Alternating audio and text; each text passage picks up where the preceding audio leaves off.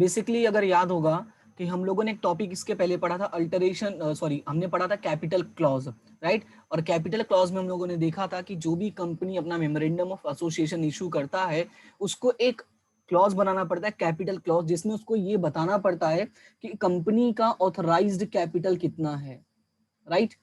उसको ये बताना पड़ता है कि कंपनी का ऑथराइज्ड कैपिटल कितना है, या जिसको हम बोलते हैं रजिस्टर्ड कैपिटल, वो इसके इन्फॉर्म करना पड़ता है पब्लिक को, राइट। और साथ ही साथ उसको ये बताना पड़ता है कि ईच वैल्यू या ईच शेयर की वैल्यू क्या है, राइट। ईच शेयर वैल्यू वो क्या है, ये सारी डिटेल उन लोगों को अपने क्लॉज में इंफॉर्मेशन में देना होता है, राइट।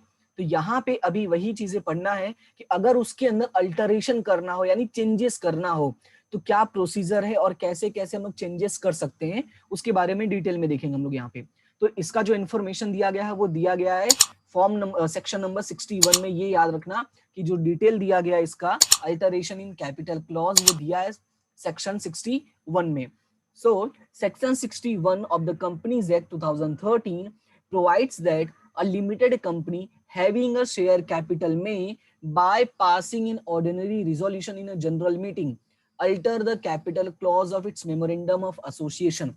सी बेसिकली इसमें तुम्हें समझना क्या है, तुम्हें ये याद रखना है कि जो चेंजेस होता है वो होता है सेक्शन 61 में है, right. Alteration in capital clause कहां पर है, सेक्शन 61 में। और सबसे बड़ी बात है जो अल्टरेशन इन कैपिटल क्लॉज है बेसिकली ये अप्लाई होता है उन कंपनीज पे जो है लिमिटेड बाय शेयर कैपिटल। अगर जिनका शेयर कैपिटल नहीं है वो तो रिडक्शन कर ही नहीं सकते, तो मतलब उनका रिडक्शन अलग प्रोसीजर में होगा। यहाँ पे हमारा जो बेसिक है वो ये है कि कौन कौन यहाँ पे रिडक्शन कर सकता है, तो पढ़ना है हमें बाय लिमिटेड शेयर्स। और ये कर कैसे सकते हैं, by passing an ordinary resolution in general meeting they can alter the capital clause, right, and provided authority to alter is given to it by its article of association। और जो भी है इसका इंफॉर्मेशन वो आर्टिकल ऑफ एसोसिएशन में mention होगा।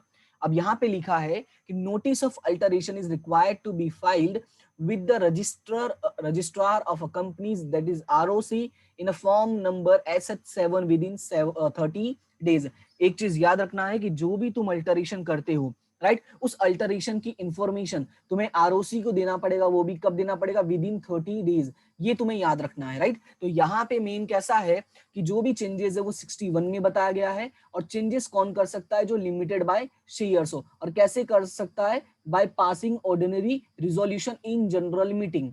और ये सब कब करना होगा, विद इन 30 डेज। तो ये तुम्हें याद रखना है, विद इन 30 डेज। तो बस इतना ही याद रख लो, तुम्हारा 2 पैराग्राफ कवर हो जाएगा, राइट। कि ये सेक्शन 61 में इंफॉर्मेशन है, और इसके लिए ये किस पर अप्लाई होगा, जो लिमिटेड बाय शेयर्स है। और ये क्या एक्सप्लेन करता है कि भाई तुम्हें पहले एक ऑर्डिनरी रिजोल्यूशन पास करना पड़ेगा, वो भी अब कंपनी के जनरल मीटिंग में, और ये सारी इंफॉर्मेशन जो तुम्हें रजिस्ट्रार ऑफ अ कंपनी को इन्फॉर्म करना पड़ेगा, वो भी कितने दिनों के अंदर, विद इन 30 डेज। क्लियर है इतना सभी को।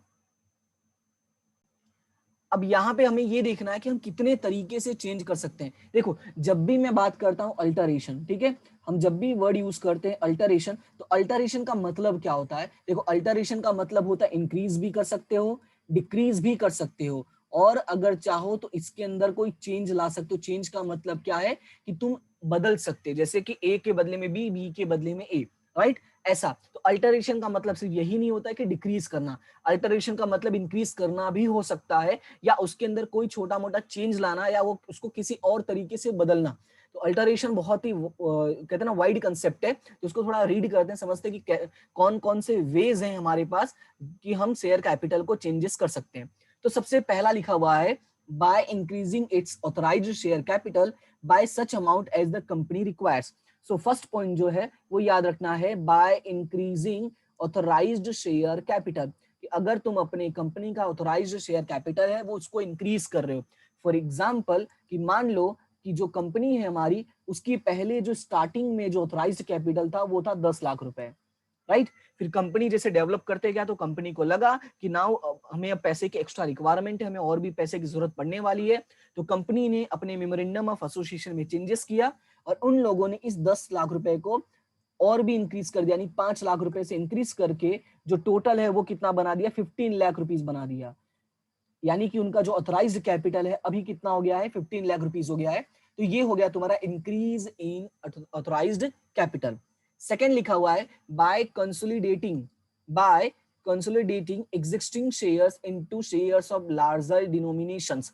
अब इसका मतलब देखो, क्या मैं इसका एग्जांपल देता हूं तुम्हें क्लियरली समझ में आ जाएगा। कि जैसे कि मान लो कि जो तुम्हारी कंपनी है, उस कंपनी की वैल्यू जो है वो है टोटल 10 लाख रुपए है, ठीक है।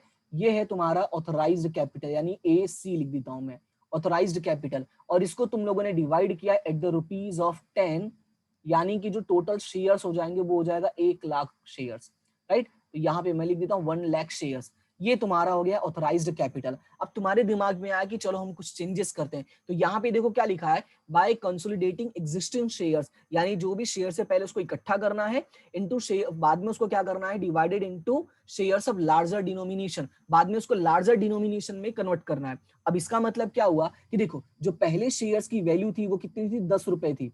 एक शेयर की वैल्यू कितनी थी, 10 रुपए थी। अब तुम लोगों ने क्या किया, इसमें थोड़ा चेंजेस किया, और चेंजेस करके अब पर शेयर की वैल्यू वो 10 के बदले में अब तुम लोगों ने कितना कर दिया, 100 कर दिया। इसका मतलब ये है कि हमारा जो कैपिटल था वो था कितना, तो था तो 10 लाख रुपए, लेकिन अब ईच शेयर की वैल्यू है 100 रुपीज। इट मींस कि अब जो शेयर्स की संख्या हो जाएगी, यानी नंबर ऑफ शेयर्स हो जाएगा, वो कितना हो जाएगा, सिर्फ 10,000 हो जाएगा। ये आया तुम्हारा नया शेयर। तो ये इसको बोलते हैं converted into larger denomination, right. Clear है सभी को। उसके बाद थर्ड है हमारा bye converting fully paid shares into stock और वाइस वर्सा। तो इसको मैं बाद में एक्सप्लेन करता हूं, पहले इसी से जो रिलेटेड है उसको मैं एक्सप्लेन करता हूं नंबर डी में।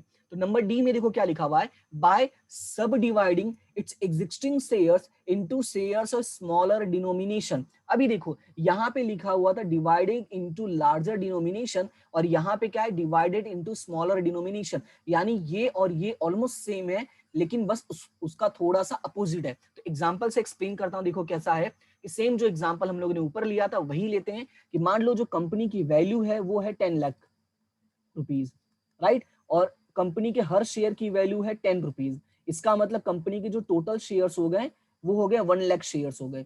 ये कंपनी के टोटल शेयर्स हो गए। अब तुम लोगों ने क्या किया, इसमें थोड़ा सा चेंजेस किया, और चेंजेस करके क्या किया कि अब जो 10 लाख तुम्हारा कैपिटल है, ध्यान से समझना, जो तुम्हारा 10 लाख कैपिटल है, अब उसमें जो शेयर्स हैं उनकी वैल्यू तुमने कर दिया 1 रुपीज। तुमने क्या कर दिया, शेयर्स की वैल्यू कितना कर दिया, 1 रुपीज कर दिया। तो इसका मतलब ये हुआ, जैसे तुमने 1 रुपीज किया तो यहाँ पे जो 1 लाख शेयर्स था ये अब कितना हो गया, टोटल 10 लाख शेयर्स हो गया। इट मींस कि जो अमाउंट है अगर तुमने उसको छोटा किया, जो तुम्हारे शेयर्स हैं उनके जो नंबर्स है वो क्या हो गए, इंक्रीज हो गए। तो यहाँ पे वही बोला है, यहाँ पे देखो क्या लिखा है, बाय सब dividing it's existing shares into shares of smaller denomination, यानी तुम्हारा जो शेयर्स है उसको तुमने स्मॉलर डिनोमिनेशन में कन्वर्ट कर दिया। और यहाँ पे देखो हम लोगों ने वही किया, स्मॉलर डिनोमिनेशन यानी 1 रुपीज में कन्वर्ट कर दिया। So the number of shares has been increased. Okay, उसके बाद अब ये वाला समझते हैं, by converting fully paid shares into stock और वाइस वर्सा। अब देखो इसका मतलब क्या होता है, थर्ड जो है हमारा पॉइंट नंबर सी, इसमें क्या लिखा है, bye converting fully paid shares into stock और वाइस वर्सा। इट मींस कि जो तुम्हारा शेयर्स है तुम उसको स्टॉक में भी कन्वर्ट कर सकते हो, या स्टॉक को तुम शेयर्स में कन्वर्ट कर सकते हो। अभी क्वेश्चन ये अराइज होता है कि सर ये स्टॉक का मतलब क्या है, what is the meaning of stock here. So basically stock का मतलब देखो क्या है, कि एज्यूम करो कि तुम्हारे जो शेयर्स हैं उनकी जो वैल्यू है वो है 10,000 रुपीज, राइट। तो यहाँ पे मैं लिखता हूँ कि जो वैल्यू है वो है 10,000 रुपीज। अब अगर मान लो कि इसको मैं डिवाइड करता हूँ 10 रुपीज में, राइट, तो टोटल शेयर्स कितनी हो गए, 1000 शेयर्स हो गए। लेकिन मैंने क्या किया, इसको मैंने स्टॉक में कन्वर्ट कर दिया। तो स्टॉक में कन्वर्ट करने का मतलब ये है कि जो यहाँ पे मैंने 1000 शेयर्स किया है, यानी 1000 पार्ट्स में डिवाइड किया है, उसके बदले मैंने बोल दिया कि भाई जिसको भी शेयर चाहिए डायरेक्टली उसको 10,000 पे करना पड़ेगा, राइट। तो मतलब क्या हुआ कि जो हमारा टोटल शेयर्स था उसको एक टोटल वैल्यू में कन्वर्ट कर देना, राइट, एक वैल्यू में कन्वर्ट कर देना, वो तुम्हारा हो जाता है स्टॉक। क्लियर है, bye converting fully paid shares into stock. यानी देखो यहाँ पे मैंने किया ना कि जो अभी लेना चाहता होगा, मान लो जैसे मान लो मेरी कैपेसिटी नहीं थी तो मैं 200 शेयर भी परचेस कर सकता था, बट राइट नाउ जिसको भी परचेस करना होगा डायरेक्टली 10,000 ही पे करना पड़ेगा, क्योंकि वो पूरा वैल्यू बन गया है, वो ऐसा गट्ठर टाइप का बन गया, ऐसा समझो। ठीक है, स्टॉक का मतलब जैसे बोलते हैं ना, ऐसा पूरा ऐसा गट्ठर टाइप का हो गया कि तुम उसको अलग अब नहीं कर सकते, लेना है तो पूरा ही लेना पड़ेगा। ओके, सो ये पॉइंट क्लियर है। अभी नेक्स्ट है नंबर ई। अब ये वाला देखो मोस्ट इंपॉर्टेंट पॉइंट है, अब इसको थोड़ा ध्यान से समझना, by cancelling shares which have not been taken up, ध्यान से समझना, by cancelling shares which have not being taken up or agreed to be taken up and diminishing the amount of its share capital by amount of shares cancelled. It means कि जो तुमने share issue किया था, अगर मान लो वो public ने उसके लिए अप्लाई नहीं किया है तो तुम लोगों ने क्या किया, उसको रिड्यूस ही कर दिया, तो वो हो गया तुम्हारा कैंसलिंग शेयर्स। लेकिन इसको प्रॉपर समझने के लिए मैं तुम्हें एक एग्जांपल देता हूं। यहाँ पे देखो, जैसे कि मान लो जो मैंने अभी एग्जांपल दिया था सेम वही लेके चलता हूं कि जो कंपनी की वैल्यू है वो कितनी है, 10 लाख रुपीज है, राइट। कंपनी की वैल्यू है कितनी, 10 लाख रुपीज है, और उसके जो शेयर्स की वैल्यू है वो 10 रुपीज है। तुम लोगों ने मार्केट में इशू किया हुआ था, लेकिन मार्केट से जो रिप्लाई आया, यानी कि जो एप्लीकेशन आया, वो आया सिर्फ 9,60,000 के लिए। कितने के लिए रिप्लाई आया, 9,60,000 के लिए। इसका मतलब ये हुआ कि टोटल शेयर्स कितने आए, सिर्फ 96,000 आए। अब ध्यान से समझना इस बात को, जो अप्लाई आया वो कितने शेयर्स के लिए, 96,000 के लिए, यानी 9,60,000 रुपीज के लिए आया। अब तुम्हारे मन में ये आया कि देखो भाई, हमारा काम तो वैसे भी 9,60,000 में हो ही जाएगा, तो हम लोग अपने कंपनी का जो ऑथराइज्ड कैपिटल है, राइट, जो ऑथराइज्ड कैपिटल है उसको 10 लाख रुपीस क्यों रखा है, उसको एक काम करते हैं, रिड्यूस करते हैं। तो तुम लोगों ने नया रिजोल्यूशन पास किया, और नए रिजोल्यूशन के बेस पे जो तुम्हारे कंपनी का नया कैपिटल बना दिया, वो बना दिया 9,60,000। यानी कि जो यहाँ पे तुम लोगों का 40,000 जो था, जिसके लिए तुम्हें कोई भी एप्लीकेशन नहीं मिला था, उसको पूरी तरह से कैंसिल कर दिया।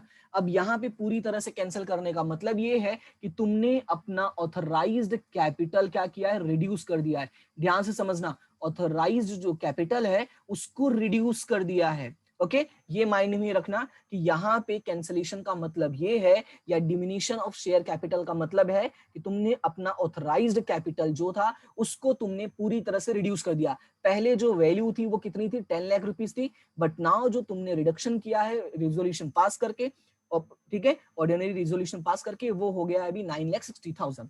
तो क्लियर है ये पांचों point. The powers of altering the capital shall be exercised by the company in the general meeting and shall not acquire to confirm by the court. अब एक चीज यहाँ पे जो याद रखना है कि अगर तुम ऑथराइज्ड कैपिटल में रिडक्शन कर रहे हो, मतलब ये वाला जो पॉइंट है, ठीक है, जो हम लोगों ने ये 5th पॉइंट पढ़ा, तो उसके लिए तुम्हें कहीं से भी परमिशन लेने की जरूरत नहीं है। बेसिकली मैं कहीं से का मतलब जब बोल रहा हूं तो उसका मतलब है मैं कोर्ट की बात कर रहा हूं, कि ये हमें कोर्ट की परमिशन लेने की जरूरत नहीं है।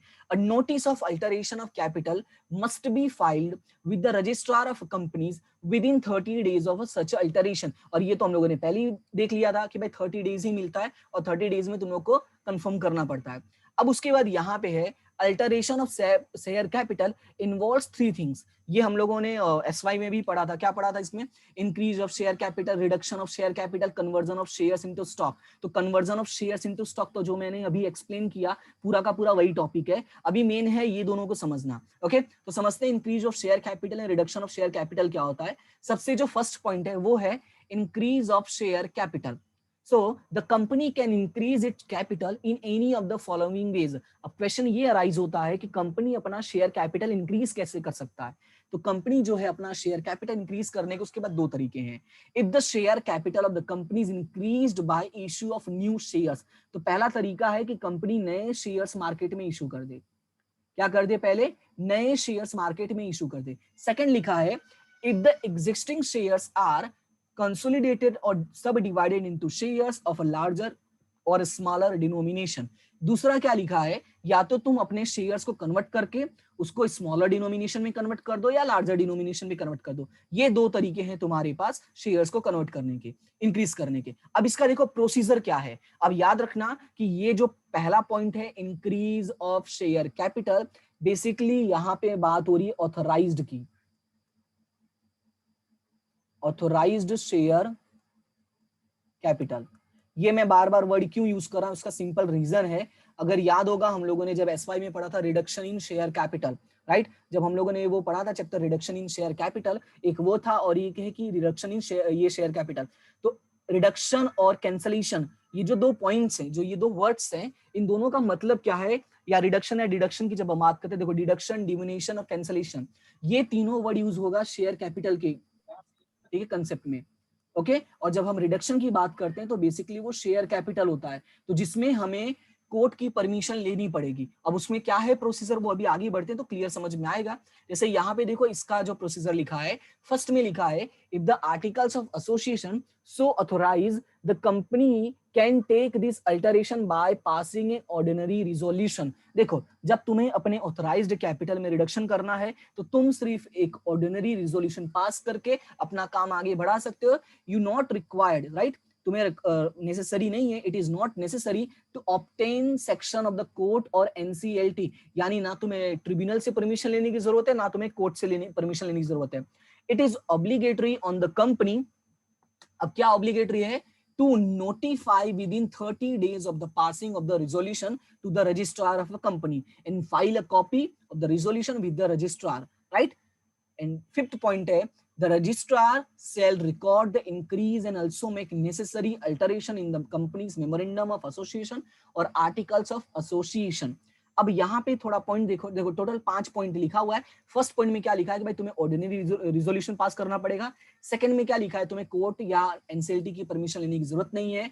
तुम्हें 30 दिन का टाइम मिलेगा नोटिफाई करने के लिए, और कहाँ नोटिफाई करना है, रजिस्ट्रार के पास। और बाद में रजिस्ट्रार जो है वो मेंशन कर देगा इनके मेमोरेंडम और अल्टरेशन में कि इन लोगों ने इंक्रीज कर दिया है। ओके, अब उसके बाद जो नेक्स्ट है, नेक्स्ट में आगे लिखा है if the capital of a company is to be increased by issue of new shares, they must ordinarily be first offered to the existing shareholders in proportion of their holdings। So basically ये हम लोगों ने पढ़ा है कि अगर company new share issue करती है, राइट, जब कंपनी ने कभी भी न्यू शेयर इशू किया हुआ है, लेकिन ये किसकी बात हो रही है, एग्जिस्टिंग कंपनी की बात हो रही है। अगर कोई कंपनी पहले से ही मार्केट में है और ऐसी कंपनी ने नए शेयर इशू किया हुआ, राइट, न्यू शेयर इशू किया हुआ है, तो जो फर्स्ट राइट होता है, राइट, ये जो शेयर परचेस करने का जो फर्स्ट राइट होता है वो कंपनी के एग्जिस्टिंग शेयर होल्डर्स के पास होता है। तो ये थोड़ा याद रखना है, if you are issuing a new shares then it must be first offered to its existing shareholder। अब ये ऑफर कैसे करोगे, in the proportional to their holdings, यानी जितने शेयर्स उनके पास है उसके प्रपोर्शन में। ओके, ये फर्स्ट पॉइंट था हमारा, इंक्रीज इन शेयर कैपिटल। अब बात करते हैं रिडक्शन ऑफ शेयर कैपिटल। अब देखो रिडक्शन में यहाँ पे कुछ पॉइंट्स लिखा है कि हम रिडक्शन कैसे कर सकते हैं। तो ये जो रिडक्शन है हमारा, रिडक्शन ऑफ शेयर कैपिटल वाला जो हम लोगों ने एसवाई में पढ़ा था, पूरा का पूरा वही टॉपिक है। तो यहाँ पे अगर कंसिडर करोगे, देखो सो फर्स्ट में लिखा हुआ है by writing of lost capital. यहाँ पे हम बात कर रहे हैं शेयर कैपिटल की, यहाँ पे हम फुल्ली बात कर रहे हैं शेयर कैपिटल की, ऑथराइज्ड कैपिटल की बात नहीं कर रहे हैं। तो ये याद रखना, हम किसकी बात कर रहे हैं, यहाँ पे शेयर कैपिटल की बात कर रहे हैं। तो अब इसको देखो रिड्यूस कैसे कर सकते हो, by writing of the lost capital. First क्या करना, राइट ऑफ करना है। सेकंड क्या करना है, by refunding surplus of the paid up capital. या तो तुम जो पेड अप कैपिटल है देखो उसको रिटर्न कर दो, क्योंकि यहाँ पे क्लियरली देखो लिखा ना paid up capital. Paid up capital का मतलब क्या, जो हमने मार्केट में इशू किया था, और जो मार्केट में इशू किया था यानी कि वो शेयर कैपिटल है, वो ऑथराइज्ड कैपिटल की मैं नहीं बोल रहा हूँ, राइट, पार्ट है वो ऑथराइज्ड कैपिटल का ही। यानी कि मतलब ये है कि जो ऑथराइज्ड कैपिटल है वो थोड़ा बड़ा है और उसके बीच में जो है वो है तुम्हारा शेयर कैपिटल। ओके, ऐसे समझो। फिर आगे लिखा है third point, by reducing the liability of members for the uncalled capital. Third में क्या लिखा है, by reducing the liability of the members for uncalled capital. Sometimes याद होगा हम लोगों ने कभी कभी किया था कि अगर मान लो जैसे 10 रुपए पे करना था और किसी ने सिर्फ 7 रुपए पे किया हुआ है, तो हम उसको बोल देते थे भाई अब तुम्हें 3 रुपए पे करने की जरूरत नहीं है। हम क्या कर देते, उसको माफ कर देते थे, हम लोग रिड्यूस कर देते थे, राइट। तो ये एक हो गया। फिर आगे लिखा है by any other method approved by the court और एनसीएलटी, या और कोई भी मेथड यूज कर सकते हैं जो एनसीएलटी या कोर्ट ने अप्रूव किया हो, वही मेथड यूज करके तुम उसको रिड्यूस कर सकते हो। ओके, क्लियर है इतना। अब यहां भी देखो क्या लिखा है, condition to be fulfilled to reduce share capital section 66। देखो इसके पहले वाला जो सेक्शन था वो था हमारा 61, समझना ध्यान से, वो था हमारा 61 और वो बात कर रहा था ऑथराइज्ड कैपिटल की। और ये जो हमारा सेक्शन है वो है 66, ये बात कर रहा है हमारा शेयर कैपिटल की। तो ये दो चीज है जो थोड़ा याद रखना। ओके, अब यहाँ पे देखो इसका प्रोसीजर क्या है। इसका प्रोसीजर है, सबसे पहला काम तुम्हें करना होगा, such reduction is authorised by the articles of association. तो पहला ये चेक करना होगा क्या आर्टिकल ऑफ एसोसिएशन में ये बात हम लोगों ने लिखा है कि हम लोग अपना शेयर कैपिटल को रिड्यूस कर सकते हैं। दूसरा, a special resolution referred to as a resolution for reducing share capital is passed by the company.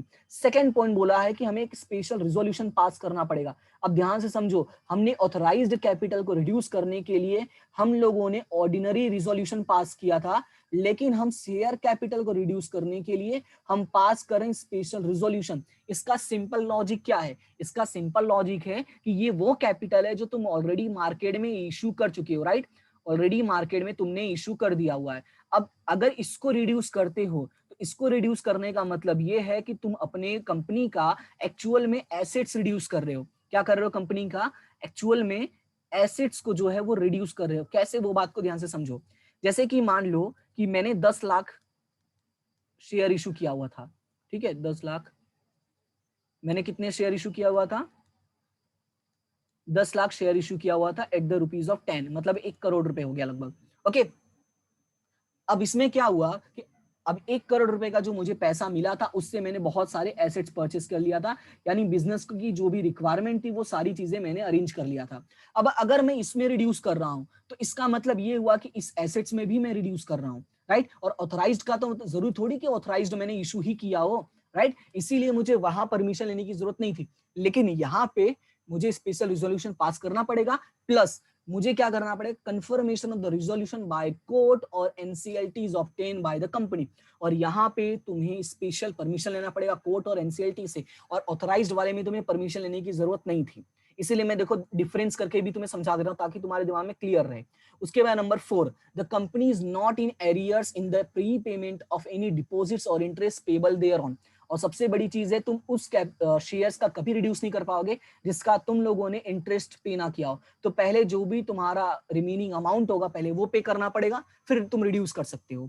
अब यहाँ पे जो मेन पॉइंट लिखा है, it may be noted that following also amounts reduction of share capital in the general sense but not in technical sense as provided under section 66।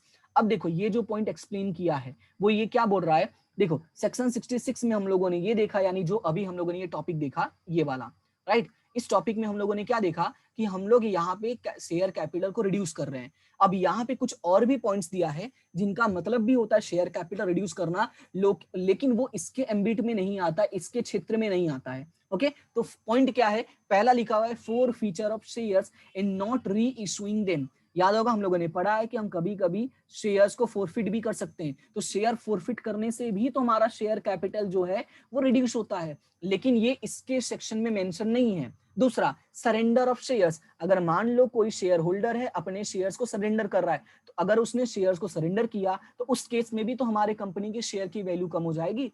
तीसरा, diminution of shares capital within the meaning of section 61 subsection C of the companies act, यानी जो ऊपर वाला हमने section पढ़ा था 61 वाला, अगर उसके पॉइंट में कोई बात आती है तो वो भी हमारा रिडक्शन ये इस पॉइंट के अंदर इंक्लूड नहीं होगा।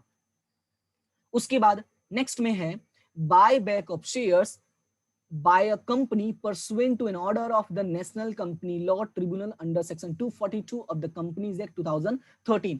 मतलब क्या लिखा है कि अगर तुमने अपने ही कंपनी के शेयर्स को बाय बैक कर लिया है, राइट, तो बाय बैक करने की वजह से भी हमारा मार्केट में जो शेयर इशू किया हुआ है वो कम हो जाता है। जैसे अगर मान लो 1 लाख शेयर इशू किया हुआ है और इस 1 लाख में से अगर मैं 10,000 को मैंने बाय बैक कर लिया तो मार्केट में अभी मेरे कितने शेयर है? 90,000 ही तो है, यानी रिड्यूस तो हो गया ना, लेकिन ये हमारा 61 वाले में नहीं आ रहा है और ना ही हमारा 66 में आ रहा है। उसके बाद नंबर 5वां है redemption of redeemable preference shares as per the provision of the section 55 of the companies act 2013, right? तो ये तुम्हें याद रखना है कि अगर तुम कंपनी के शेयर्स को बाय बैक कर रहे हो तो भी वो नहीं होगा, रिडम्पशन कर रहे हो तो भी नहीं होगा। या तो यहाँ पे एक पॉइंट और लिखा है buy back of its own shares and other specified securities as per the provision of section 68।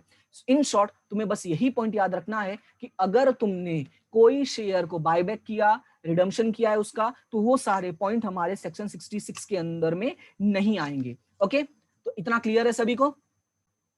अभी जो हमारा थर्ड ऑप्शन है वो क्या है? Conversion of shares into stock. तो ये मैंने क्लियरली तुम्हें सिंपल एग्जांपल एक्सप्लेन किया था कि जो तुम्हारे 10,000 का शेयर्स था उसको तुम पूरे ही 10,000 रुपीज में कन्वर्ट कर दो। तो देखो यहाँ पे वही लिखा हुआ है, स्टॉक इज अ सिंपली, देखो ध्यान से, stock is a simply a set off fully paid up shares put together देखो यहाँ पे क्लियरली मेंशन किया है, जो तुम्हारा शेयर्स होता है फुल्ली पेड अप शेयर्स, उसको तुमने एक साथ पूरा रखा हुआ है, and is transferable in any fraction, यहाँ पे फ्रैक्शन होगा, ठीक है, और nomination, share it transferable as a whole, और याद रखना है कि जो तुम्हारा शेयर्स है वो उसको नॉमिनेशन या फ्रैक्शंस में ट्रांसफर नहीं कर सकते हो, तुम्हें पूरा सर वहाँ का, पे डी नॉमिनेशन है डिनोमिनेशन है वहाँ एक्चुअली, पे। अच्छा, okay okay okay okay okay.